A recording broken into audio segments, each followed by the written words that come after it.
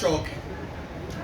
कल मैं उनका वक्तव्य सुन रहा था तो अरविंद केजरीवाल जी कह रहे थे कि जांच एजेंसियों में भी, ईडी और सीबीआई में भी उन्हें फिल्म प्रोडक्शन कंपनी नजर आती। देखिए, जिनका मूल चरित्र नौटंकी और ड्रामा वाला हो तो हर जगह उन्हें नौटंकी, ड्रामा और जांच एजेंसी और कोर्ट में भी नजर आएगी, ये स्वाभाविक है। परंतु क्योंकि फिल्मों की बातें वो ज्यादा समझते हैं तो कल हजारों की तादाद में दिल्ली वासियों ने भारतीय जनता पार्टी दिल्ली के सोशल मीडिया को खासकर बताया कि पिछले 7-8-9 वर्षों से दिल्ली में एक फिल्म चल रही है और एक पोस्टर भी उसका सामने आया है, जो बहुत लंबी फिल्म चल रही है। पिछले 8 वर्षों से दिल्ली वाले उसे देख रहे हैं, उसके कई सारे सीक्वल भी आ चुके हैं और जो अभी हाल ही का सीक्वल रिलीज हुआ है उसके बारे में भी आपको बताएंगे। परंतु ये फिल्म जो आई है उसका नाम है लुटेरा। ये लुटेरा फिल्म आई है और पिछले 8 वर्षों से ये फिल्म चल रही है। ये 8 वर्षों से लुटेरा फिल्म सबसे लंबी चलने वाली फिल्म जो है वो चल रही है। हाल ही में जो फिल्म रिलीज हुई है कुछ दिन पहले, उसका नाम तो चोर मचाए शोर है, परंतु ये लुटेरा फिल्म का आज पोस्टर भी सामने आ चुका है। आपने देखा होगा, ये दिल्ली वासी जहां पर भी आम आदमी पार्टी के लोग मिलते हैं उन्हें कहते हैं ये लुटेरा आ चुके हैं। और ये जो लुटेरा फिल्म है, इस फिल्म के निर्देशक अरविंद केजरीवाल है। ये लिकर मोशन फिल्म्स लिमिटेड की प्रोडक्शन है।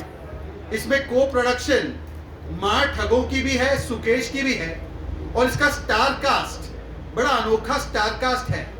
लुटेरा का स्टार कास्ट में मनीष सिसोदिया भी है लीडिंग रोल में, अक्यूज नंबर 1 और लुटेरा नंबर 1। सत्येंद्र जैन भी है लीडिंग रोल में, हवाला घोटालेबाज के लुटेरा नंबर 1। और सपोर्टिंग रोल में कैलाश गहलोत भी है। तिहाड़ में जो घोटाला हुआ है, जो लुटेरे बन के ठगों को भी लूटने का काम किया है, उसमें सपोर्टिंग रोल कैलाश गहलोत का है और डायरेक्टर निर्देशक तो अरविंद केजरीवाल ही है। ये सामने निकल कर आ चुका है। परंतु लुटेरा फिल्म की कुछ और भी सीक्वल्स आई है। हवाला घोटाला, जिसमें सत्येंद्र जैन 4.5-5 महीने से बंद है। बस घोटाला का लुटेरा पार्ट 2 आया है।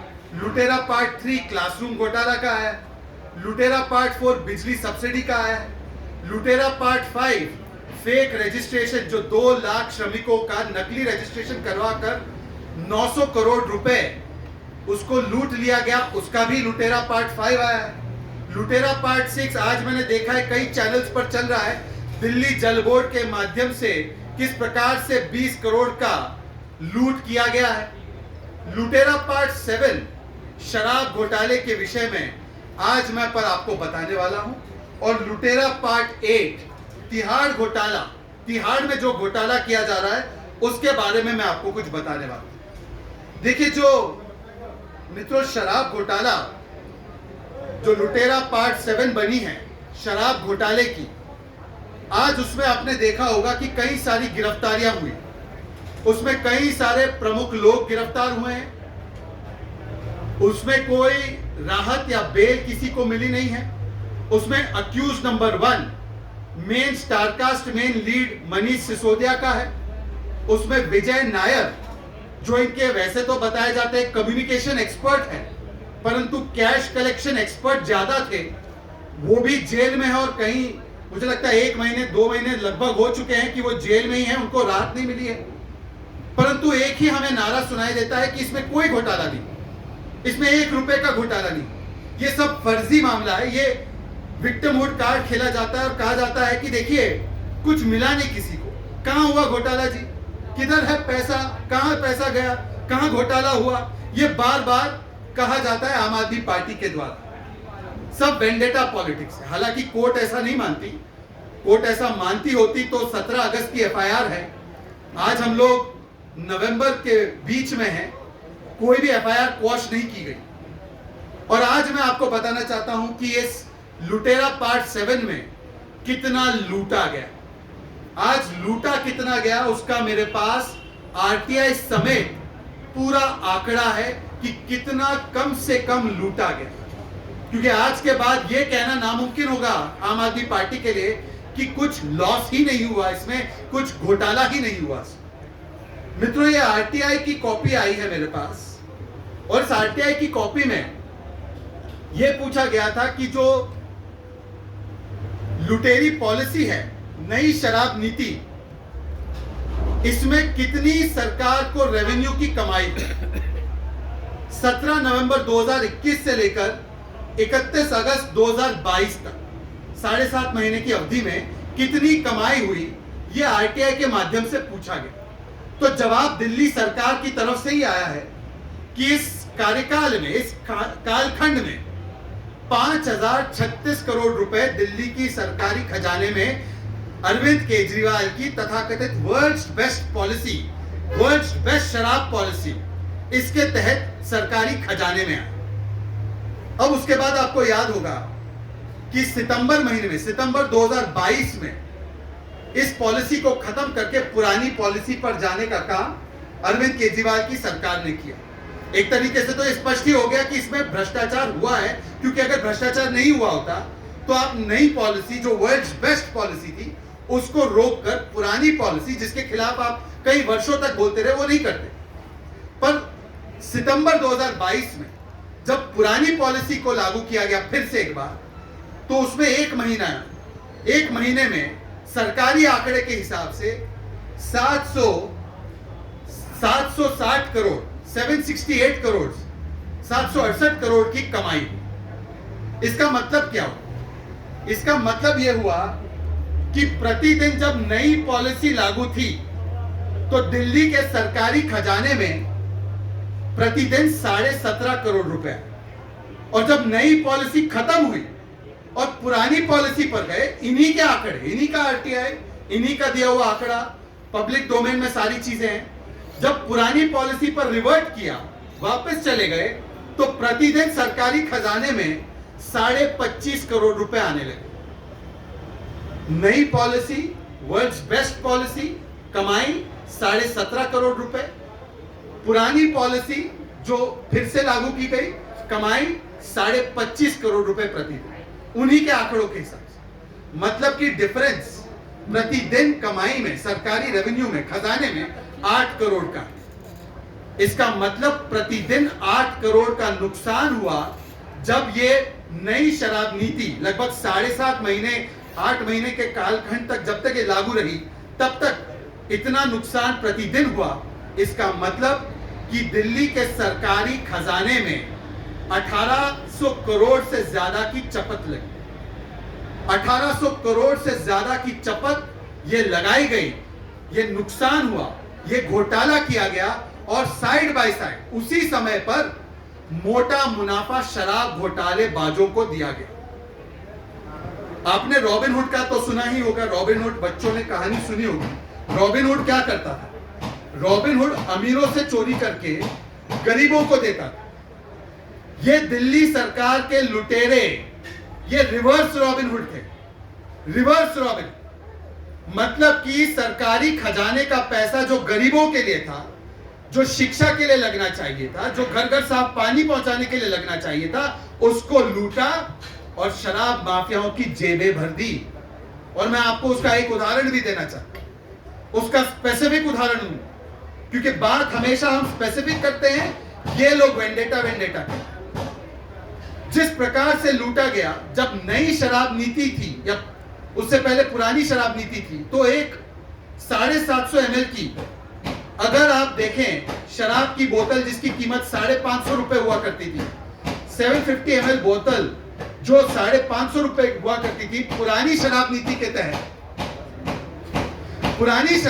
के तहत उस बोतल पर सरकार को 350 रुपए के लगभग 330 से 350 रुपए मिलते थे, और जो ठेकेदार था उसको 33 रुपए मिलते थे।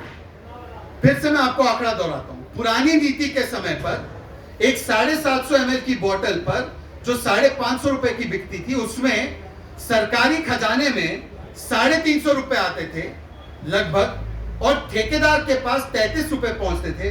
जो नई नीति, नई शराब पॉलिसी, अरविंद केजरीवाल की फेवरेट वर्ल्ड्स बेस्ट शराब पॉलिसी लागू की गई, जिससे कि हमने देखा हर रोज प्रतिदिन नुकसान हो रहा था सरकारी खजाने में। उस शराब नीति के तहत, नई शराब नीति के तहत सरकारी खजाने में उस 750 ml की बोतल पर केवल 8 रुपए आए, केवल 8 रुपए।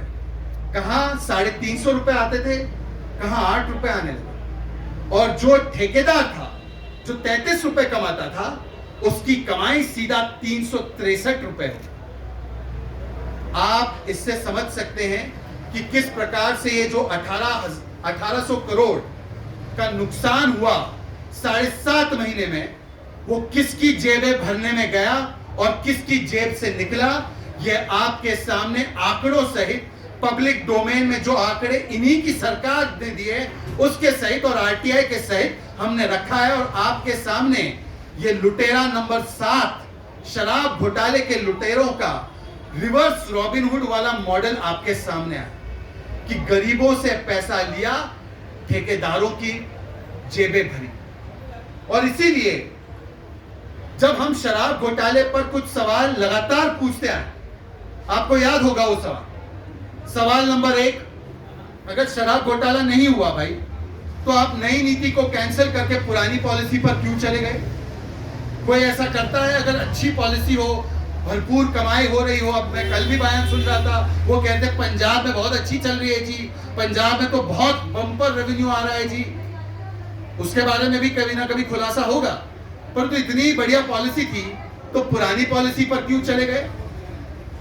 इसका मतलब कि अरविंद केजरीवाल ने खुद कहा है, खुद साबित किया है कि भ्रष्टाचार तो हुआ, इसलिए पुरानी पॉलिसी पर। दूसरा स्पेसिफिक सवाल, इस पॉलिसी के तहत, याद होगा आपको, ये सवाल हमने बार बार राष्ट्रीय मंच से भी उठाए थे, मैन्युफैक्चरिंग कंपनी और ब्लैक लिस्टेड कंपनी को क्यों आने दिया? तीसरा सवाल, जो ब्लैक लिस्टेड कंपनीज थी, उनको शो कॉज नोटिस जारी किए गए थे आप ही की सरकार के, आप ही के विभाग के द्वारा अक्टूबर 2021 में, उस पर क्या कार्रवाई की गई? सवाल नंबर 4, 2.5% से 12% कमीशन क्यों बढ़ाई गई? वो इसलिए बढ़ाई गई, 2 स्टिंग ऑपरेशन भी सामने आए थे।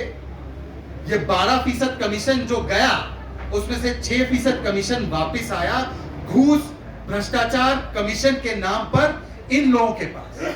और यही कैश कलेक्टर्स थे, ये विजय नायर एंड कंपनी, ये लोग कैश कलेक्ट करते थे और मनीष सिसोदिया से लेकर आम आदमी पार्टी के नेताओं को देते थे। और ये सारा पैसा पंजाब के चुनाव में, गोवा के चुनाव में लगा। और मुझे तो बताया गया है कि महात्मा गांधी जी के राज्य गुजरात में भी यही पैसा हवाला के माध्यम से भेजा जा रहा है। इस सवाल का जवाब मिलना चाहिए। अभी कुछ हाल ही में गुजरात पुलिस ने पकड़ा भी है आम आदमी पार्टी के लोगों को, कन्फेशन भी सामने आया है कि यही शराब नीति का, भ्रष्टाचार का पैसा हवाला के माध्यम से बापू के गुजरात में चुनाव लड़ने के लिए इस्तेमाल किया जा रहा है। क्या आपने लाइसेंस पीरियड जो है शराब घोटालेबाजों का, माफियाओं का, इसको बढ़ाने के लिए अवैध निर्णय लिए थे? वो भी कोविड के पीक टाइम पर मनीष सिसोदिया जी, जब आपके पास ये अधिकार क्षेत्र नहीं था। क्या आपने बिना अधिकार क्षेत्र, सारे कानूनों को ताक पे रखते हुए 144 करोड़ का वेवर भी दिया और 30 करोड़ रुपए की एयरपोर्ट जोन वाले व्यक्ति को, लाइसेंसी को ईएमडी भी दे दी, जबकि आप नहीं कर सकते थे? 50 रुपए प्रति क्रेट का डिस्काउंट भी इंपोर्टेड बियर पर दिया गया, वो भी कानून तोड़ कर दिया गया। 2 स्टिंग ऑपरेशन भी सामने आए हैं, सारे मीडिया चैनल्स ने बताया। और इससे क्या साबित होता है? अभी अभी मैंने आपके सामने बताया है कि सरकारी खजाने को कम से कम 1800 करोड़ की चपत लगाई, ठेकेदारों की जेबें भरी, गरीबों का पैसा लूटा इस लुटेरे ने, और इन शराब माफियाओं को दिया और कमीशन खाए, जो पंजाब, गुजरात, गोवा चुनाव में इस्तेमाल हो। और अब देखिए एक और, जब ये सारा मामला सामने आ रहा है, जब कोर्ट से राहत नहीं मिल रही है, जब एक के बाद एक लोग गिरफ्तार हो रहे हैं, पूछताछ हो रही है, सारी बातें सामने आ रही है, कुछ अप्रूवर बन रहे हैं, कुछ डिसअप्रूव कर रहे हैं उनके एक्शंस को, तो फिर पता चलता है कि लुटेरा नंबर 7, शराब घोटाले का लुटेरा, जिसकी फोटो आप देख सकते हैं, बाइक पर सवार है, वो प्रोफेशनल क्रिमिनल की तरह, एक प्रोफेशनल क्रिमिनल जैसे जांच दबाता है, वैसे एक प्रोफेशनल क्रिमिनल की तरह फाइलें मंगवाता है पेन ड्राइव पे। यह आपने देखा होगा, ये कागज सामने आया है, ये सभी चैनल्स ने दिखाया है। मनीष सिसोदिया अपने ओएसडी के माध्यम से शराब घोटाले की फाइलें मंगवाते हैं, वो भी पेन ड्राइव। सोचिए, पेन ड्राइव में फाइल क्यों मंगवा रहे? और 140 फोन, जो 34 इंपॉर्टेंट लोग हैं जिनके 140 फोन, उसका डिजिटल एविडेंस नष्ट किया जा रहा। यह भी कोर्ट के सामने बात रखी है जांच एजेंसी ने, कोई ये उड़ती फिरती बात नहीं। आपने ही रिपोर्ट किया है कि किस प्रकार से कोर्ट को बताया गया है कि एक तो अक्यूज नंबर 1, लुटेरा नंबर 7, मिस्टर मनीष सिसोदिया, लुटेरा पार्ट 7 के मेन स्टार, वो कहते हैं फाइलें मुझे दे दो, मैं इस जांच को दबाऊंगा, मैं इस जांच को बंद करवा दूंगा, मैं जांच नहीं होने दूंगा। और फिर 140 फोन्स के साथ छेड़खानी भी करते हैं। अब कल्पना कीजिए, आप लोग सब बहुत पत्रकारिता में माहिर लोग बैठे हैं, अगर लालू प्रसाद यादव चारा घोटाले की फाइलें मंगवा दे उनकी सरकार के पास से, ये किस औचित्य से मंगवा? क्या Lalu Prasad Yadav free and fair जांच के लिए मंगवाएंगे? जैसे लालू प्रसाद यादव किस मकसद से अगर मंगवाएंगे चारा घोटाले की फाइलें, आप सभी लोग समझ सकते हैं। वैसे यहां का लालू प्रसाद यादव किस प्रकार से फाइलें मंगवा रहा था और क्यों मंगवा रहा था, यह भी आप भली भांति समझ सकते हैं, जान सकते हैं। तो लुटेरा मनीष सिसोदिया जांच दबाने के लिए यह फाइलों को मंगवा रहा था और जांच को प्रभावित करने के लिए फोन्स के साथ छेड़खानी भी कर रहे थे। और देखिए, एक और सहयोग, एक मंत्री तिहाड़ के बाहर, मनीष सिसोदिया, वो तिहाड़ के बाहर बैठकर अपनी ऑफिशियल पोजीशन, मंत्री है, उसको अब्यूज करता है। कैसे अब्यूज करता है? फाइलें मंगवाता है। क्यों मंगवाता है? साबोटाज करने के लिए, ऑब्स्ट्रक्ट करने के लिए, इंटरफेयर करने के लिए इन्वेस्टिगेशन प्रोसेस के साथ, जो जुडिशरी के सामने भी। और दूसरा सहयोग देखिए, तिहाड़ के अंदर भी एक लुटेरा, तिहाड़ के अंदर भी एक मंत्री, वो भी अपनी ऑफिशियल पोजीशन को अब्यूज करता, मिसयूज करता, उगाही करने की। ये कैसा मॉडल है? तिहाड़ के अंदर भी अब्यूज ऑफ पावर, तिहाड़ के बाहर भी अब्यूज ऑफ पावर। क्या इसीलिए अरविंद केजरीवाल जी, आपने इन लोगों को मंत्री पद से हटाया नहीं था? पुराने दिन याद आते हैं, वो क्लिप वायरल होती है IAC के दिन, जब ये अन्ना हजारे जी को अपना आदर्श मानते थे। आजकल तो लालू जी को मान रहे होंगे। जब अन्ना हजारे जी को आदर्श मानते थे, तब कहते थे, देखिए जी, पहले इस्तीफा फिर जांच। ये सब